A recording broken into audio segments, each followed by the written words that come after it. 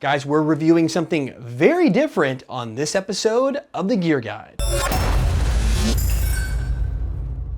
So you're probably looking at me going, Jonathan, what is this? Well, in my hands, I have the S Thunder water spraying gas powered landmine. Now it's a really long name, but it's kind of neat and really kind of simple in how it works. So this thing is made of like really heavy duty, super thick nylon reinforced fiber plastic, and it's a tank. This thing can take a beating. I could probably throw it across the room and it wouldn't do much but barely scratch the thing. So you know it's going to hold up to the battlefield. So how this thing works is inside you're going to put a 12 gram cartridge and water, and then you're going to bury this thing kind of to the surface level here in the ground. You're going to cover it up because it's a little bit on the bright side, so when your enemies walk over it and they hit this plunger, they step on it, even just the slightest bit, it causes the CO2 cartridge, a little 12 gram, to get punctured and spray water up. So how it actually works in real time, and I'll open this one up, I just set it off in my tests, and you've got 4 hoses that go down to the bottom of the water reservoir. You'll fill the reservoir up to these red lines here on the side, then you'll put that 12 gram cartridge inverted in here because the little stabby part is pointing straight up.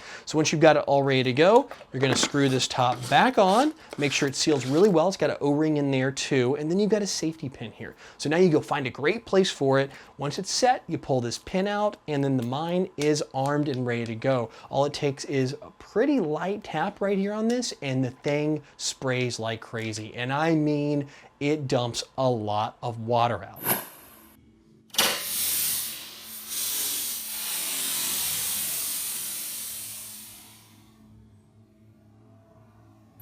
You can also adjust the pattern. In my video there you saw I had most of them pointing straight up. I didn't want to get my camera wet, but you can adjust these out at about 15 or 20 degrees angle sideways and even rotate the nozzles to get a better pattern all around. So this thing is really effective, actually way more effective than I expected it to be. And if water's not your thing, because you think water might kind of not be a great thing to put with electric airsoft guns on the battlefield, they do make a powder launching one that's similar in design, has a couple changes to allow the powder to work as well. So yeah, I really like this design. I think it's pretty cool, and in mil-sim ops, I think it's gonna have a place. Now for everyday games, I don't know, this could be a lot of work and a lot of setup just to get it, but if you're doing a base defense, these plus some claymores and you can really hold down a perimeter.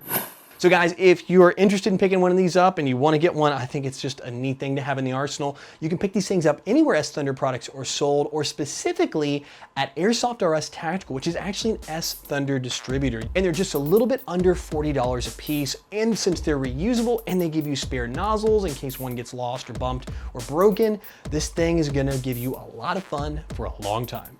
So guys, I want to know what you think of this mine. Is this something you would run in a game? Do you think the water's probably not a good idea? Do you think it's cool because it's just going to get somebody wet? I mean, chances are it's just going to spray their pants and kind of really probably scare the crud out of them. Or with the powder version, you know, hit them with that powder and it'll dust right off. Let me know in the comment section below. Well guys, that's it for this episode of the Gear Guide. I'll be back in the next one where I review a pistol that when you pull the trigger, a stick comes out, a flag drops down, and it says the word bang.